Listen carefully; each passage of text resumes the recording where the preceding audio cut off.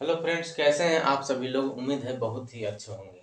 और आज का जो टॉपिक है वो है ब्राह्मण ग्रंथ और अरण्य ग्रंथ। तो ब्राह्मण ग्रंथ से कौन कौन सा क्वेश्चन पूछा जाता है उसके बारे में आज चर्चा करेंगे कि ब्राह्मण ग्रंथ में क्या होता है कि 4 गो वेद है, ऋग्वेद, सामवेद, यजुर्वेद और अथर्ववेद। उन सभी के बारे में उनसे क्या क्वेश्चन बनता है, कौन कौन सा ब्राह्मण ग्रंथ है, ऋग्वेद का ब्राह्मण ग्रंथ है कौन सा है ना, सामवेद का कौन सा है, तो उसके बारे में चर्चा करेंगे। क्यों? क्योंकि यहाँ से क्वेश्चन बहुत बार पूछा गया है, इसलिए इस टॉपिक को देखना जरूरी है। तो चलिए, ब्राह्मण ग्रंथ और अरण्य ग्रंथ दो होते हैं। तो ब्राह्मण ग्रंथ में बात करते हैं तो इसमें क्या चर्चा किया गया है, तो विभिन्न प्रकार के होने वाले यज्ञ एवं कर्म कांड के नियम के बारे में बताया गया है। बहुत सारे यज्ञ होते थे, है ना। अब तो बहुत कम हो गया है, लेकिन बहुत पहले बहुत सारा यज्ञ देवी देवताओं के द्वारा किया जाता था, है ना। ऋषि मुनियों के द्वारा किया जाता था। तो उसमें क्या होता, उसमें विशेष प्रकार के नियम बनाए जाते थे। तो उसे नियम को फॉलो करने के लिए ब्राह्मण ग्रंथ बनाया गया था। तो ब्राह्मण ग्रंथ में क्या है, तो 4 गो वेद है, चारों का अलग अलग ब्राह्मण ग्रंथ है ना। पहला है ऋग्वेद। इसका ऋग्वेद कौन सा ब्राह्मण ग्रंथ है, बहुत ही इंपॉर्टेंट क्वेश्चन है। ऐतरेय ब्राह्मण ग्रंथ और कौशिकीय ब्राह्मण ग्रंथ, है ना।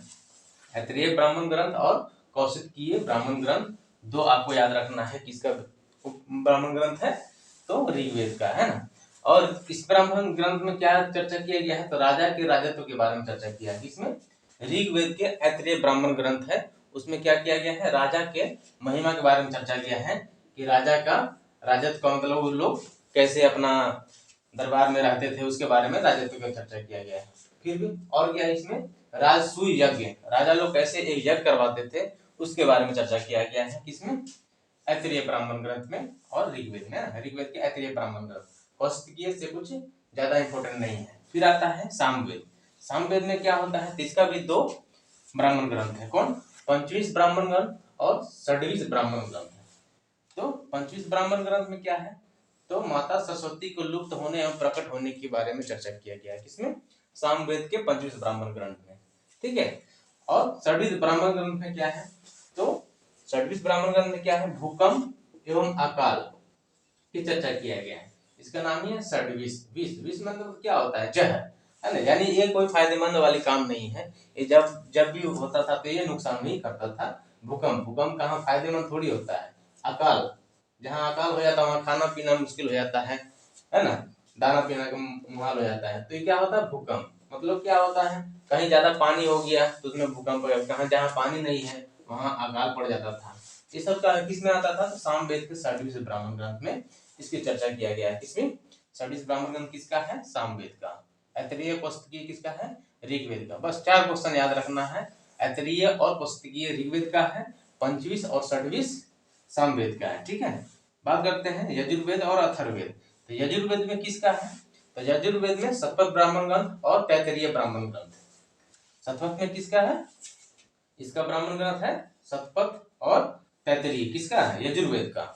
शतपथ ब्राह्मण में क्या है, तो यह क्या विभिन्न प्रकार के यज्ञ जो होता था वह मानव जीवन में क्या महत्व रखता है उसके बारे में चर्चा किया गया है। इसमें शतपथ ब्राह्मण ग्रंथ में कि कैसे कोई यज्ञ करता है तो उसका क्या महत्व है उसके बारे में चर्चा किया गया है शतपथ ब्राह्मण ग्रंथ। फिर आता है अथर्ववेद का ब्राह्मण ग्रंथ। अथर्ववेद का एकमात्र ब्राह्मण ग्रंथ कौन सा है, गोपद ब्राह्मण ग्रंथ।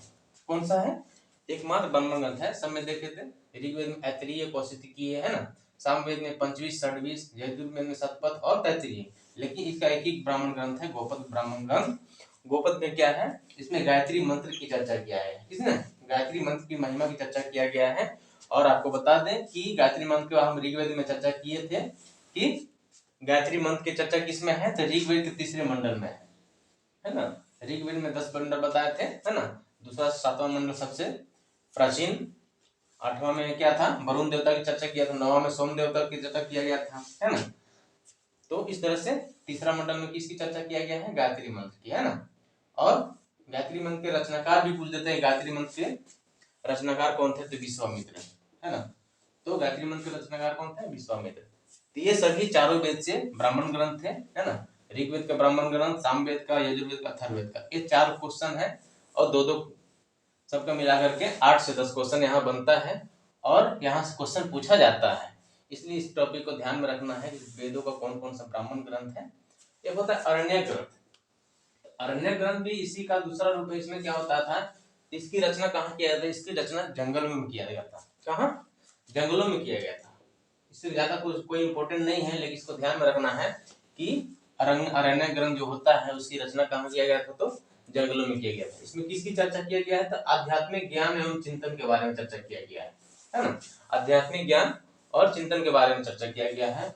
और इसके बारे में एक और टॉपिक मेन है, याद रखने वाली बात है कि अथर्ववेद का कोई अरण्य ग्रंथ नहीं है। मतलब अरण्य ग्रंथ में ऋग्वेद, सामवेद और यजुर्वेद तीनों का अरण्य ग्रंथ है, ठीक है। लेकिन यहाँ से नहीं क्वेश्चन पूछता है कि अरण्य ग्रंथ है ना कौन है, लेकिन तीनों का अरण्य ग्रंथ है। लेकिन एकमात्र अथर्ववेद जो है, ये अथर्ववेद, इसका कोई भी अरण्य ग्रंथ नहीं है। तो आपको मेन टॉपिक है ब्राह्मण ग्रंथ, यहाँ से क्वेश्चन पूछे जाते हैं, और अरण्य ग्रंथ से कोई ज्यादा क्वेश्चन नहीं होता है। लेकिन याद रखना है कि अथर्ववेद का कोई भी अरण्य ग्रंथ नहीं है। ये छोटा सा टॉपिक था। चलिए, तो उम्मीद है आपको यह टॉपिक बहुत अच्छा से समझ में आया होगा, और यहाँ से क्वेश्चन पूछे जाते हैं, इसलिए इसको ध्यान में रखना है। तो चलिए मिलते हैं फिर नेक्स्ट क्लास में।